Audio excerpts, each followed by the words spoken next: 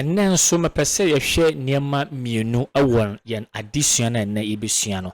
Baako ɛyɛ page break ɛna de ɛtɔ so mmienu ɛyɛ kwan yɛbɛfa so a bɛtumi ama sɛ o print o nneɛma na ba out a wo title no ɛne wo head ne nyinaa bɛ appear on your sheet. Mama typical example. Deɛ mpɛ sɛ yɛsua nyan ɛyɛ saa de wi.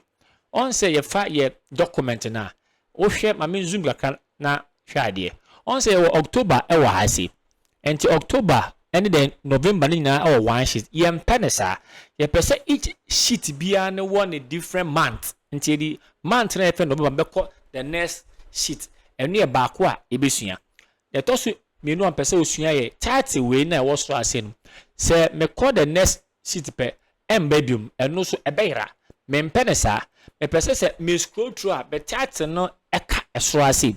Na every sheet biara no will have a separate what month.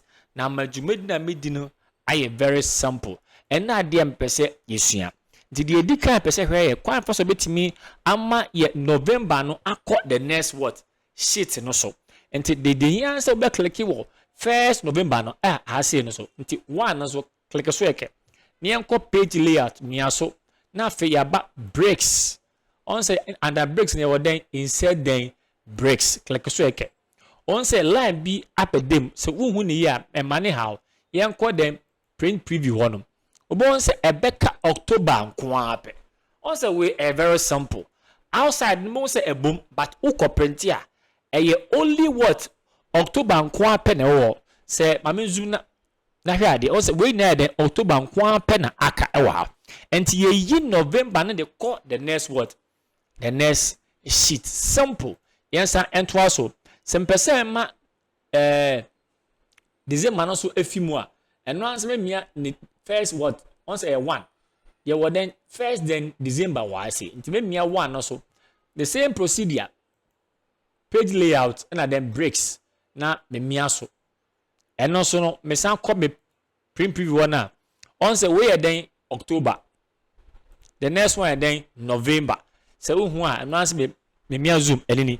Nti on say afe ebia 18 ho. Ebia then 18 ho. Ye hwe aka December any then January and I say aka boom yenkoye eno so say bi yenkoti January no enfi then December no the same procedure me say enfam page layout and then breaks no about insert then break and one no ye wi and then after ye call ye preview one ma obon say ye wo then we then October the next one then November yes ekumbi mu a ye wo then December last one then January. And you say yetimia breaki obi a be se kakra nti we o print here each month be and benya the separate sheet. There na face yes and twaso the be last one kwan be na faso a e betimi ama your title na what only first one which October no betimi appear on what November esrase so na etimi appear on then December na my print here title be appear on each of the month. And idea yeko akosua. And also a very simple. The obeyane say on say your page setup e wa ase. Miasa aro na e won chance miaso man boko. Na yenko sheet. Mia sheet no so. E wa print area and for on sign kind no. Ni embra row and what? Row to what? To repeat on top. Nti one say particular arrow we and say particular button miaso man keke. O miaso na afi dem wa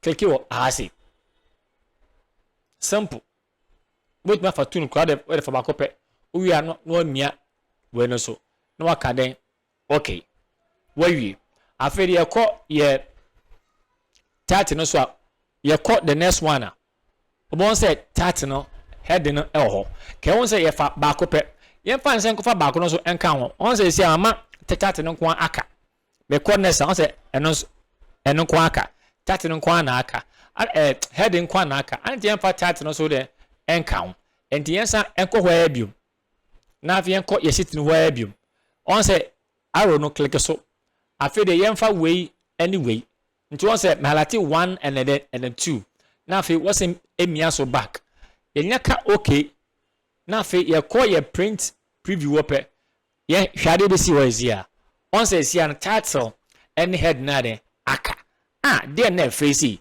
na deɛ na yɛ simple si ɛno ntina Jexam sɛ de di yɛkyi yɛntimi bi w'ani ɛwɔ Microsoft Excel no Jexam sɛ de yɛma yɛnhwɛ ɛnna nso mede mu ɛbɛsi ase otwe di ampɔ ɛnka mo nyinaa mo ho bye bye.